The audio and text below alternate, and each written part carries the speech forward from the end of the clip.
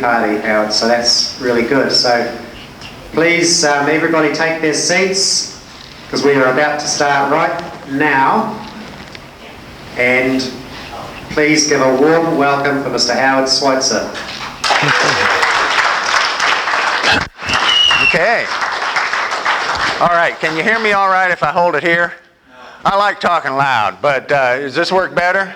I don't want to create too much distortion, but if that works, that work? All right. Well, like Jamie says, I've been trying to get the Green Party to understand their platform. And we got monetary reform in there a while ago, but most folks aren't very conversant on it. So I'm a national delegate on the national committee. So every time somebody brings up an issue, I connect it to monetary reform. Because every issue is connected to monetary reform. And some people get tired of me doing that, but most people, I think, appreciate it. And so I'm just going to get on started through here. The title is What Monetary Reform Means to Greens. And I think it's to live on a living planet. That's kind of like number one for us, I think, for most of us. And because there's right now the extinction rate's 1,000 times over what it was 50 years ago, and it's accelerating. So that's a serious problem that isn't talked about in the media at all. And I think it's a serious situation and caused a lot by climate change and toxic waste. So it also, to Greens, means revolution, because Greens have been talking about revolution since they started, and which was, but you know, I'm helping them understand what revolution is about. Because a lot of times, you know, we don't want to trade one authoritarian regime for another. So when they say revolution, I say, no, you mean spinning around and ending up in the same place? That's what revolution means. No, we want a solution. So, well, okay, we want a revolution for a solution revolution. And but we had a recent event happen with Bernie getting a big bunch of people rolling, a bunch of progressives, imagining that the Democratic Party was going to go their way. And when it didn't, a great many of them came to the Green Party, and we tripled in size overnight. And a lot more money coming in to the Stein campaign, so they're able to pursue, you know, TV and media and stuff like that a little bit more aggressively. And what was struck me about watching the Democratic convention and the burners and even Republicans, when you talk to some of the people, was how much people care about stuff. And so I was thinking, well, why don't we say that we're the coalition of care? You know, we want to get everybody on board. Another thing that we want, and this is the one that I keep talking to Greens about, is that monetary reform means a transition from the economics of greed to the economics of care. Now we know what. Yeah, I mean, we've already heard, you know, what the problem is with the banks, and we've also heard what the solution is with public money. A public versus private issue, I keep hammering on that one to get Greens to realize, you know, what the difference is. And the private money is what creates the economics of greed, because of the way that system is based on usury. And we know about how bad usury is. And it causes a lot of problems. And here's some of them. Predatory competition, endless growth, short-term thinking. Short-term thinking, that's one of them that I really think is important. We need longer-term thinking. Concentration of wealth, mountain of debt. Whereas a public money system, it's creating money for public needs. So we're creating the economics of care just by doing that.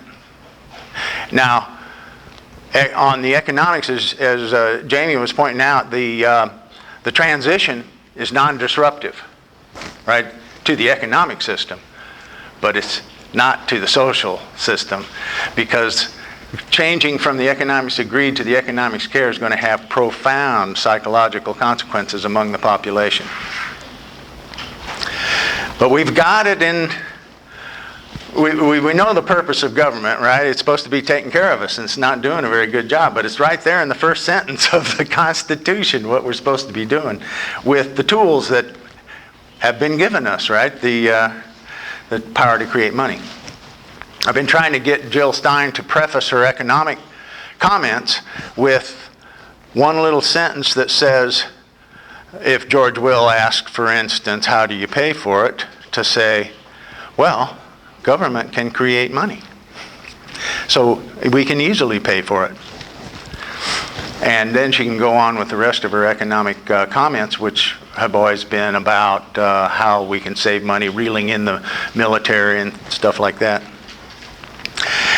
One of the things that I try to remind folks is about cost. In a private system, cost is a penalty. It's money out of your pocket. Oh, don't try to read all of this stuff. There's too much reading. If you write me, I can send you the PowerPoint and you can read it then. And whereas a public money system, cost is not so much a matter of money anymore, because you can print as much as you want, right? Whatever you need. But it becomes a matter of resources then. Do we have the resources for it? We can create the money, but do we have the resources to do this sort of thing? And so it gets people to start thinking about resources. Start thinking about the value of our resources. And so when the zeitgeist people talk about a resource-based economy, I says, hey, we got one. We could do one. And they say, oh, well, we don't want money. Well, now you got a problem. I'm a generalist, right? I'm not an expert in all of these details of monetary systems. And there are a lot, and I'm learning about more of it. But I try to stay general and with Greens, because until they're on board for the general stuff, no sense looking at the details much. But behavior of whole systems is unpredicted by the behavior of their parts, taken separately. And I keep pointing that out. Back up, don't think about money, think about the money system. And you can think of it as a circulatory system, for instance, in the human body. It can, for instance, if you had a heart disease that kept money from, or the blood money, from flowing to your hand, for instance, your hands start getting cold, your hands start hurting perhaps, and you start treating your hand, wrapping it up because it's cold, but that's not going to solve the problem. The disease is in the heart. The disease is in the system. It's not at the end of the system where you're feeling the symptom, right? And so, as any doctor will tell you, treating symptoms only masks the disease. So it hides it. So all the focus on various symptoms and all these issues, what are some of those? Like Henry Thoreau said, the branches rather than the root. Here's some of the branches, right? So all of these things are connected to the debt money system that we have and control by international bankers. I call them international bankers.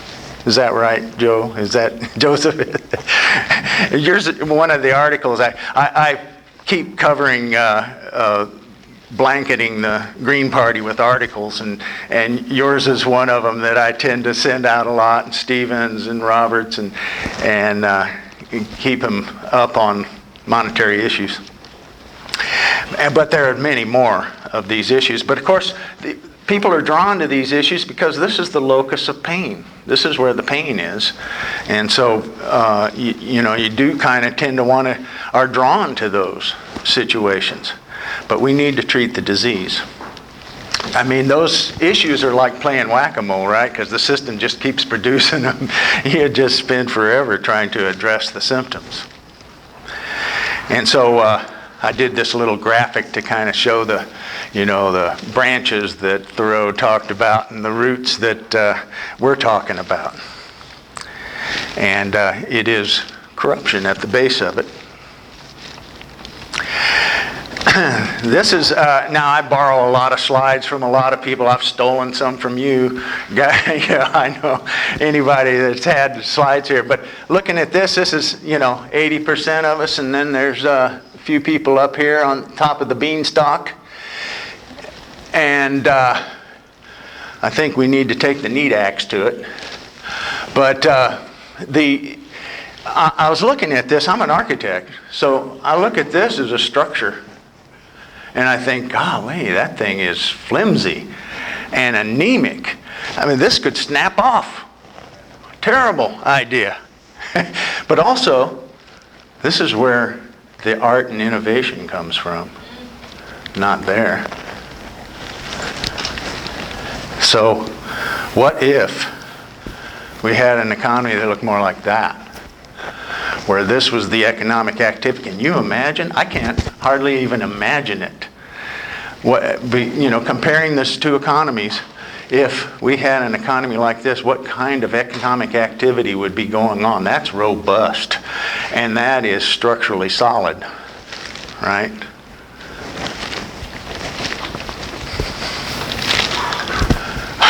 But the system's rigged.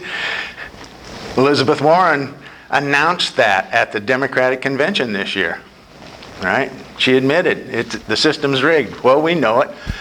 You're in a box, Elizabeth. Break that window. Well, Bob Dylan, he was sad, but oh no, that's not Bob Dylan. That's Benjamin Disraeli. He's sad because he was just elected Prime Minister of England and discovered he didn't have any power. It's kind of like the Allende after the revolution. He said, well, we won the revolution, but we didn't win the power. Where's the power? And the money, right?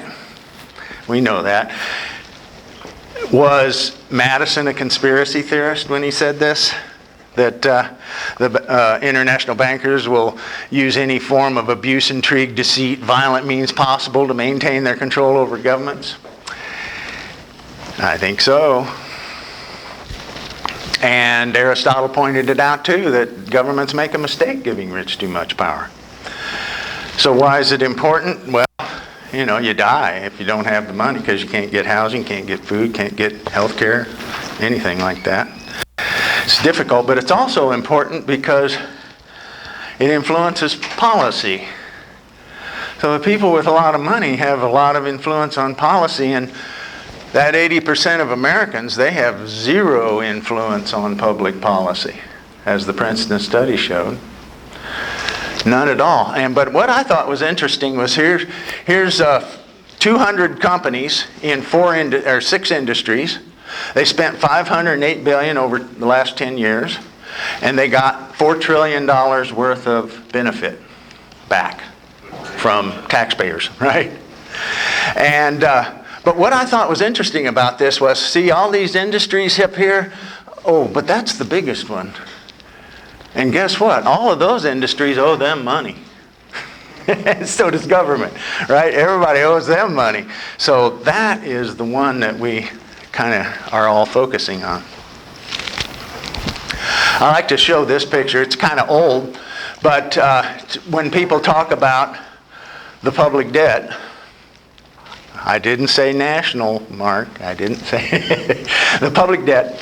Anyway, it obviously it doesn't even have to be there, really, and it's not all that big. It's the private debt that's huge. Look at that.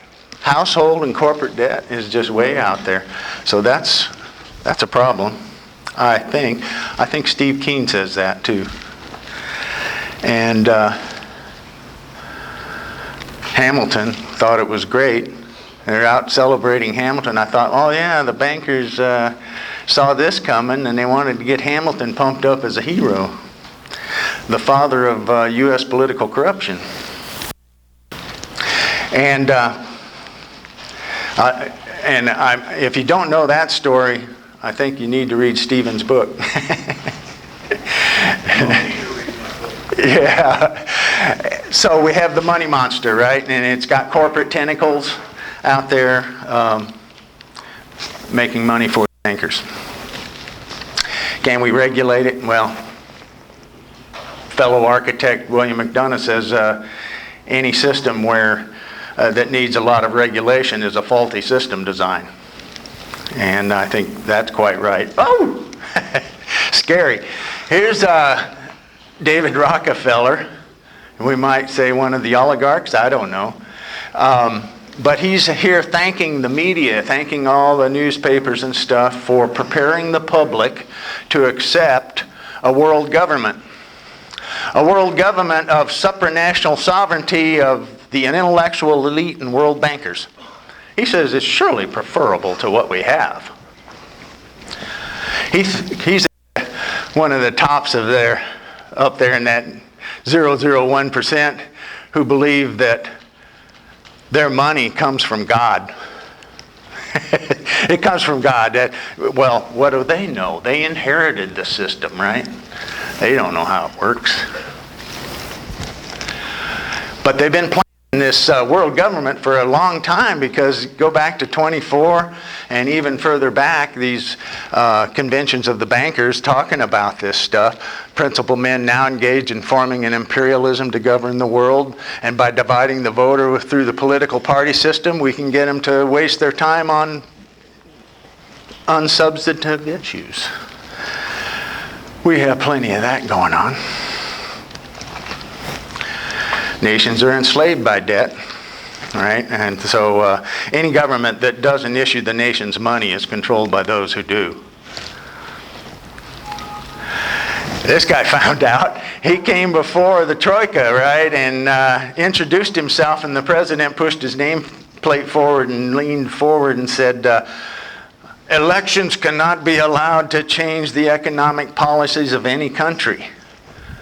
Well, now we have a surprise here. If people are electing people based on economic issues, we got a problem.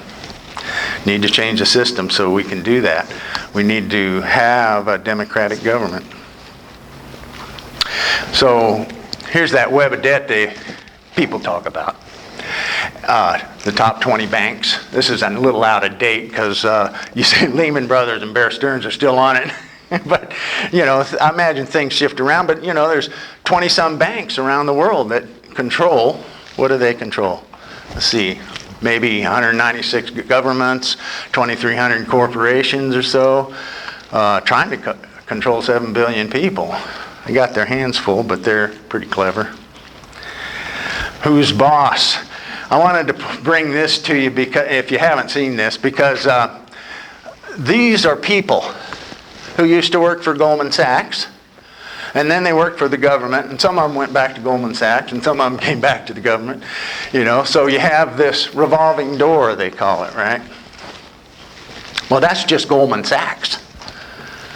Here's the media, pharmaceuticals, big oil, Monsanto, Disney, another media corporation, GE, Comcast, another media corporation. Good heavens. And it goes on. Well, here's a Venn diagram. I want to say I agree with Mark Pash, by the way, on how we want to get the left and right together and get them on the same page. Whereas one side corporations have too much power, and the other side says the government has too much power. I want to say the bankers control both the governments and the corporations, so isn't that where we should be putting our focus? And a public money system could provide a more caring society for the liberals, and fewer taxes and less government for the conservatives. Everybody should be happy. So we got to end the oligarchy, because their wars are not our wars. Their wars, their government is not our government. We need to make it our government so that we can change policy. Economic policy. But it's kind of hard to sell, because as Ed pointed out, it's hard to speak the truth to a society that believes lies. And so we're working on those money myths. But there's an issue. I think Abbott and Costello would have fun with this, because our money is created and issued by the government, and banks lend existing money in time deposits. No, that's a myth. But that's how it's supposed to be. You say it's supposed to be, but it's a myth? What are you talking? I think they'd have a good time with that on a comedy routine. Because that's the way it should be, but it's a myth. And there's all kinds of memes and facts and beliefs out there, all of these things you're familiar with. You know, it takes money to make money. The most powerful one being money is the root of all evil. And a lot of people believe that. And don't think about the money, especially the money system. So we're trying to get him to talk about the money system. So here's a slide I stole from John. How? He recognized it. I just changed the background color and added these big green arrows. Now you know what these big green arrows are? That's the commons. That's the environment. That's all our resources. So we have this exchange of goods and services, and it all comes from outside. And what do we give back? Waste, pollution, stuff messing up natural systems. So we need to change that, because besides this circulating, we need some circulating going on in here and here and here, you know, returning good to the environment. And there's a science developed now. I kind of came out of permaculture into the greens. I had been working with a bunch of people doing all kinds of interesting things, and we were running classes at the Eco Village Training Center, training people about permaculture and natural building and all kinds of different things. And this is a system that's closing the loops. That's what it's about. It's scaling down the technology to community sizes, villages, towns, cities, where we can close the loops, because we can get the nutrients and everything back right from that system and return them. So this is a setup where it's showing how one system's waste feeds the next system, so that there's never any waste, because it's closed, a closed loop. And out of this, we can get food, organic food, and we can get clean water, we can get fuel, and we can get our energy out of a system like this.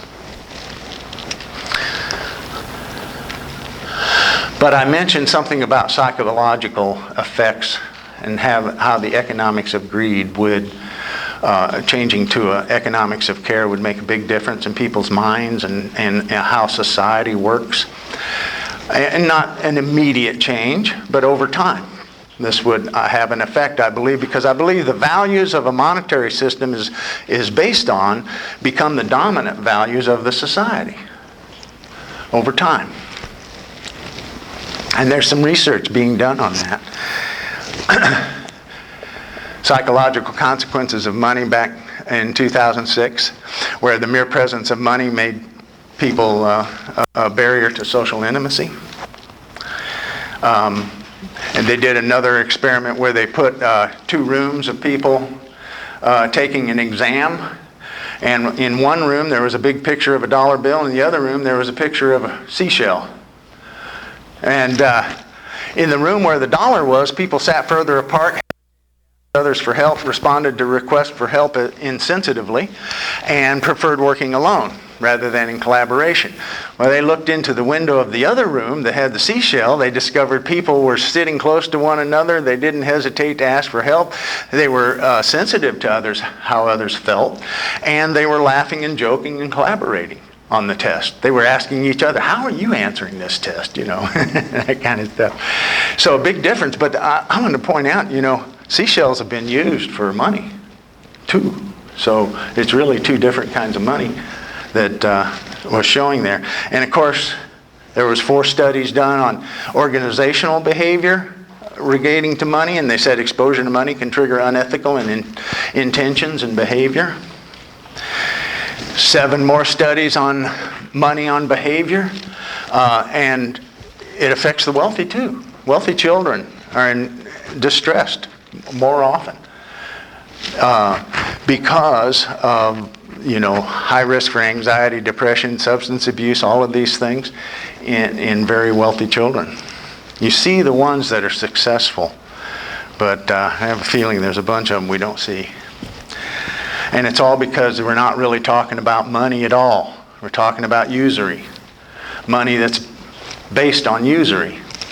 And as Dante said, you know, it's the anti-art. And I love this one, an extraordinarily efficient form of violence by which you do the most damage with the least effort. And I think that it kind of is doing that out there, right? And usury is a progenitor of the 7 deadly sins. That's why it was a sin in every religion, right? Because wrath, greed, sloth, pride, lust. We got a presidential candidate that kind of represents a lot of those right now, I think. So again, the values of a monetary system, whatever it's based on, become the dominant values. And I think that's one of the exciting things. That's one of the very exciting thing for me about monetary reform, because it's not just going to change the economic system and make it more fair and make it more robust. It's going to make people much nicer to one another. And I believe in love. You know, I don't hate anybody. I'm disappointed in some of the things they do, but love is the way forward. And talking about money, though, with people is kind of like, you know, asking a fish, how's the water? And what? What do you mean? Isn't money just money? Well, in talking to the Greens, I run up against a few things. And that's kind of what I'm talking about here. Is that one is they say, well, it's not an issue for most people, so we don't want to get behind it because it's not an issue for people. We're a political party. We want to get elected, so we want to get behind the issues, you know. Well, that puts them behind the symptoms, right? And, I said, how many people heard of fracking before it was made an issue by the activists? Nobody. Well, you did. Not very many people knew about fracking until it was made an issue. Some say, well, it's too complex to understand. I says, what's complex about government making money for our needs? There's nothing complicated about that at all. In fact, it's a lot simpler than what we got. Well, but we want to eliminate money. What? You want to eliminate money? How are you going to do that? Really? Well, there's this thing going around, books being written about the gift economy. Right? We're going to be gifting everything. I said, well, the public money system can fix you up with that because we'd like to gift a national dividend to everybody. And, but that's not good enough. Because exchange is bad. Exchange is the evil. It created capitalism and patriarchy, they say. So what? How could that possibly be? Exchange is important because if you didn't have an exchange every few seconds, you'd be dead in minutes. And all of nature works that way. All of nature is engaged in exchange constantly. Well, that's what an economy is too. Exchange. So it's real important. And another one they said was, well, scarcity is required for an exchange system to function. No, it's not. Markets have to be competitive. There can't be an uncompetitive market. I said, well, they were uncompetitive for thousands of years, I think, before this money system came into being. But private property is a problem. I says, well, you got something there depending on what you mean by property, you know. But I said a private money system is a big problem, and, you know, and they still having a hard time hearing that because they want to eschew money. But I'm making some progress and getting through to people. This week especially, or this past week, I put out a thing where I said, you know, couldn't Jill Stein preface her economic remarks with the sentence I shared with you a while ago? And one person came back and says, we don't want to make that an issue right now. And 5 people jumped on her about it. And I thought, okay, I'm making some progress. I didn't have to do it. But the problem partly is what Marshall McLuhan was talking about when he said the small secrets are the only ones that need to be protected because the big secrets are kept secret by public incredulity. And there's a lot of, that's what I run into all the time, is the incredulity about money. And where does this incredulity come from? Well, here's one. I don't want to offend anybody, but I say we've got a social management system. The mass schooling system came into being 2 years after the Fed.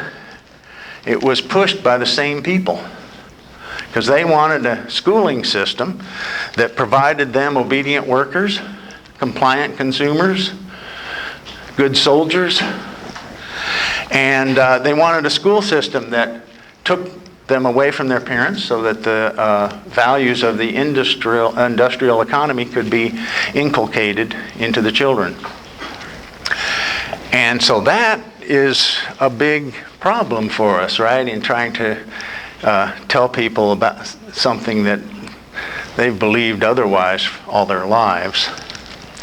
And of course they got that idea from media, because back a ways, let's talk about this. The mass media around the turn of the century, they were out, bribing professors to support the central bank plan that the bankers had going. And they were using propaganda techniques from a guy named Bernays. Edward Bernays. Edward Bernays was the cousin of Sigmund Freud. And he wasn't into helping people. He was into engineering mass psychological engineering to control both sides of the debate. They learned early on, you got to control both sides of the debate to make it work. And so they figure, okay, we get the schooling system, we'll start inculcating to the children on this system. Now, the architect of the secondary school system was Alexander Ingalls. The Harvard chair of education is named after him. He and he set up these 6 functions of mass schooling. This is what we're doing. We have the adaptive function, which is for obedience, the integrating function for conformity, the differentiating for sorting classes. Yes, directive. Why do they call them classrooms? Directive, specific role that you're trained for. Selective, tagging the unfit. That's one we're seeing more and more today. And then the propedeutic function, which is training the managers of the system in the future. The school system is the largest consumer of psychological services in the country. Universities, as I was talking about, they had some professors getting bribed to support the central bank idea, and the economics departments came after that, also promoted by the bankers and funded by the bankers to create economics departments. And then they started teaching Marx, of course, because here's a non-threatening to capitalism philosophy that they could teach people, and since it was harmless, it won't cause them any trouble. I get a lot of flack from Marxists. What do you mean we're going to take over the world? I don't think so.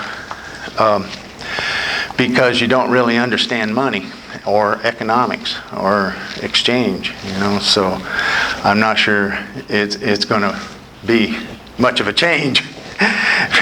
Because I always argue, well, for one thing, Marx did recognize, that money plays the largest part in determining the course of history, but the system of private bank debt money is capitalism's essential feature, and yet it's not taught.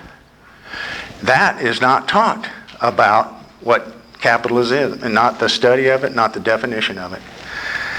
And so I'm out, part of my campaign is to change the definition of capitalism that people have, because so many people believe that it's the private ownership of the means of production.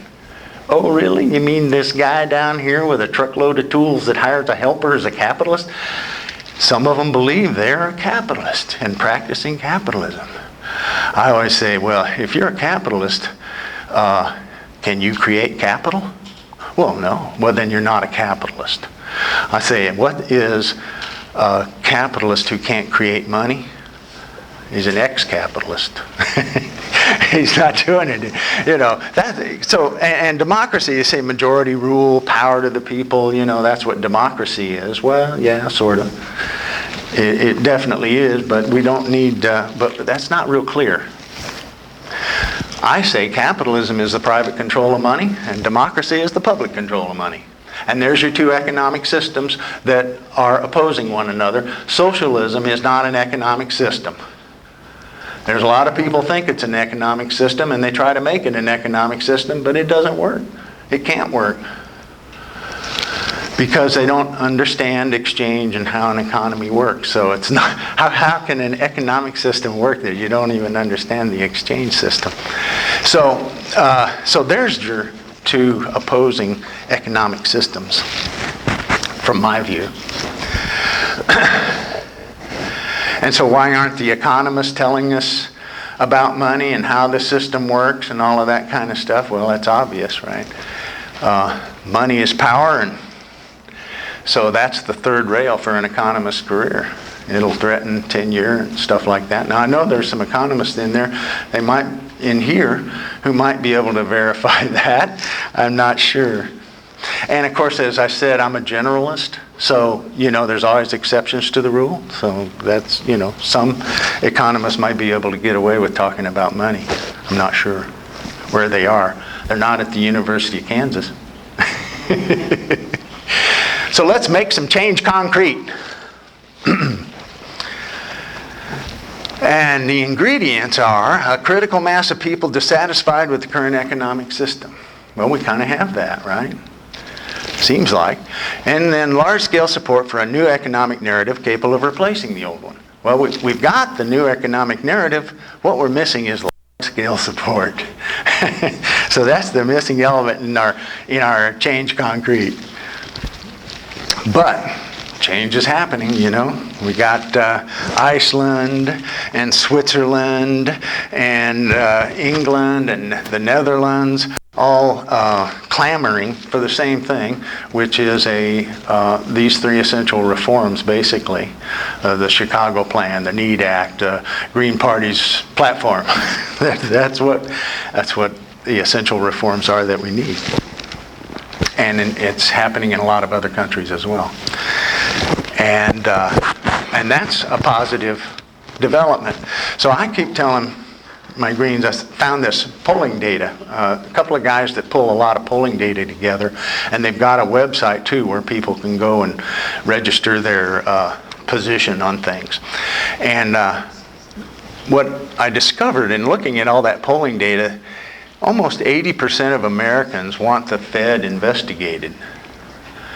Now, there's not been any media on that issue, and yet how did so many Americans want that? I think that's kind of amazing. And of course, silence is golden, right? So media's not talking about it because they belong to somebody else. They don't belong to us. So I keep talking about the Greens on how here's all the symptoms or the branches, right? And it takes a lot of people. A lot of people are involved, a lot of nonprofits, a lot of money, a lot of effort, a lot of time involved in this. But very few out here working on that monetary reform lever, which could move the world. But with that little of political action, it's not going to do it. And so what we need to do, I keep telling them, well, let's set those issues down for a little bit. And let's focus on this one, and we can move the world. And then we can fix all of those issues with this one, as I keep telling them. And because the TPP coming down the line, that is one of those elements of that David Rockefeller plan of implementing a world government. And the TPP and the TTIP and TISA are rules that mostly don't have anything to do with trade. They have everything to do with sovereignty and taking our sovereignty away and making it possible so they can sue governments for anything that they do and even sue them for losses that they imagine that they have. And so it's TINA, right? There is no alternative to some political action on that.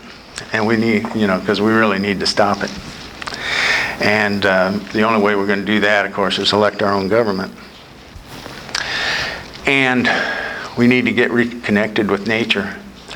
And that is, a public money system will help us do that. Because without nature, we're in big trouble. And it's going down as we speak.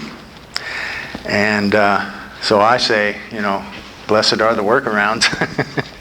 Because I agree with Mark Pash on just about everything, except I don't think the Clintons are going to agree with you anytime soon. All right. All right, thank you. That's all my talk.